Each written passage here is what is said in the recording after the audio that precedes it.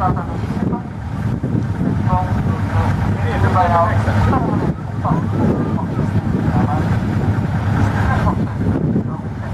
Zie je hoe diep ze gaan?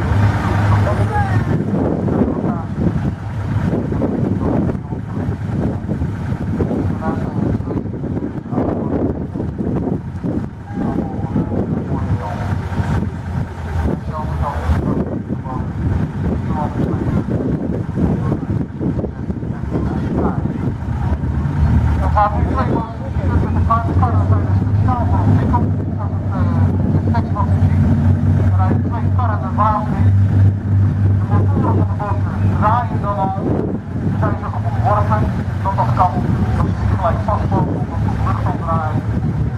Op een gegeven moment, als de schipper daar zit, wordt losgelaten, kan die water kan draaien pakken, en dan vanuit het water aandrijven kan